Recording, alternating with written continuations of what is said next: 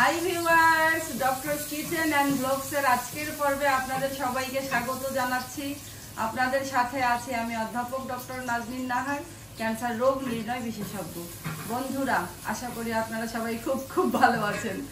আম্মা তো এসেছে বলেছি বন্ধুরা, আম্মাকে নিয়েই রান্নাঘরের দিনাতিপাত আমাদের চলছে। যেগুলো যেগুলো খাওয়ার সারা বছর ধরে আমরা অপেক্ষা করে থাকি, আমি কখনোই এগুলো রান্না করি না, কারণ এটা হবে না আম্মার মতন, কখনো আমি ট্রাইও করি না। আজকে সজনা কিনে এনেছি, সজনে ডাটা। সজনে তো বহুজন বহুভাবে খেয়েছেন, বিশেষত আমরা ডালের মধ্যে দিয়ে খাওয়ার চেষ্টা করি, কিন্তু সজনেটারই যে একটা সুন্দর রেসিপি, অরিজিনাল যে রেসিপি, যে সজনেটা এভাবে খেতে হবে সজনে ডাটা।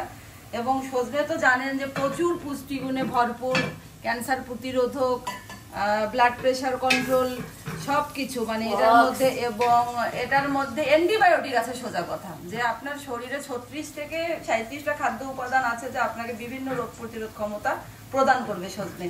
তো এভাবে আপনারা খাবেন, আম্মা আপনাদেরকে করে দেখাচ্ছে। আমি নিজেও কিছু কিছু রেসিপিগুলো শিখে দিচ্ছি। দেখুন আম্মা কিভাবে সজনেটা করে বন্ধুরা। প্রথমে আমরা তেল ভাজতেছো, ভাজলাম আজকে।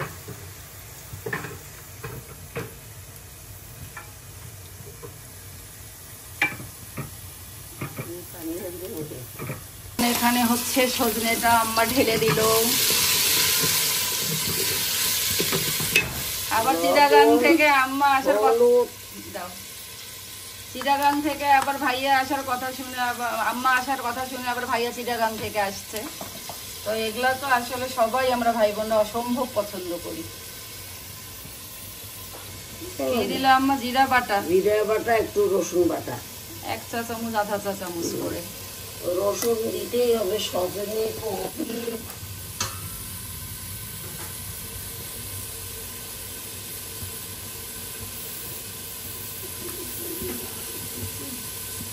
পরে পরে দিই। কি আলু ছিলতেছো? দাঁড়াও একটু পানি দিই। মরিচের গুঁড়া, কাঁচা মরিচ দিলে সমস্যা।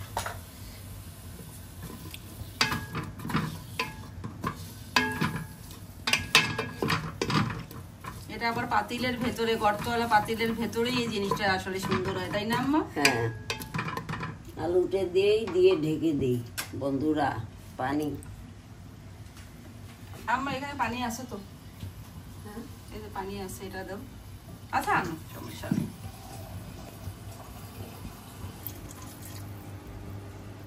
সিদ্ধ হতে যতটুকু লাগে। এই সজনেটা কিন্তু বিচিওয়ালা না, আবার কচিও না, ওইরকম মানে একদম মিডিয়াম। বিচিটা মাঝারি সাইজের কচি থাকবে।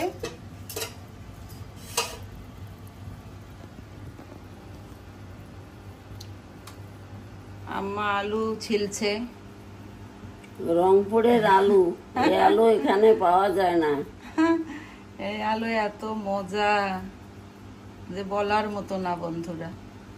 আপনাদেরকে যদি আমি খাওয়াতে পারতাম তাহলে নিজেকে ধন্য মনে করতাম যে এই আলুর যে কি টেস্ট। এটা মুরগির মাংসে দেন, খাসির মাংসে দেন, যেখানেই দেন, একটু আলু না দিলে আবার টেস্টটা ভালো হয় না। 2-1টা আলু, জাস্ট ফ্লেভারটা হবে। আমরা আবার বটি ছুরি সবগুলা দিয়েই আমরা মোটামুটি কাজ করতে পারি, কোনো অসুবিধা তাতে হয় না। এখন ঢাকনা দিয়ে দিবা আম্মা? আচ্ছা, ওয়াও, কি কালার আসবে, সেই সুন্দর হবে আম্মা তোমার সজনা রান্না। অনেক মজা হবে। না, এটা দেখা যাবে না। আর একটু লবণ লাগবে আম্মা, একদম মাখা মাখা হবে। লবণ দাও একটু, না আর একটু সামান্য লাগবে। তোমার পানিটা যদি শেষ হয়ে যায় তবুও লবণ হালকা লাগবে। আরো পানি দেওয়া লাগবে, সিদ্ধ হবে না। এগুলো একদম নতুন সজনা না, আর একটু দাও সামান্য। করা হলে কিন্তু আবার খারাপ লাগবে এখন। হয়েছে, একদম ঠিক আছে, আর লাগবে না। এটাকে আস্তে জালে হবে আম্মা? আস্তে জালে হবে, আস্তে জাল দিই।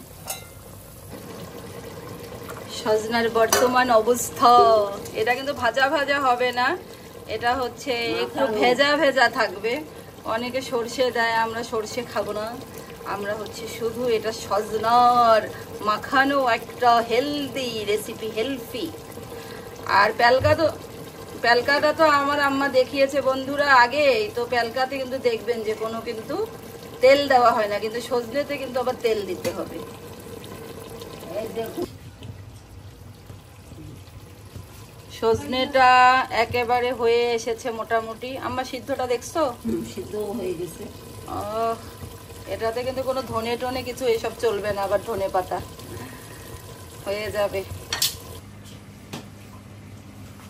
বন্ধুরা এই দেখুন সজনা একেবারে রেডি। এখন বাটিতে বেড়ে টেবিলে যাব। আবার এই যে জামাইয়ের জন্য গরুর মাংস রান্না করে নিয়ে আসছে, আবার এনে প্রসেসিং করলো হচ্ছে একটু দেশি আলু দিস আম্মা না? দেশি আলু দিয়ে। জামাইয়ের মন রাখার জন্য শাশুড়ির যে কত চেষ্টা।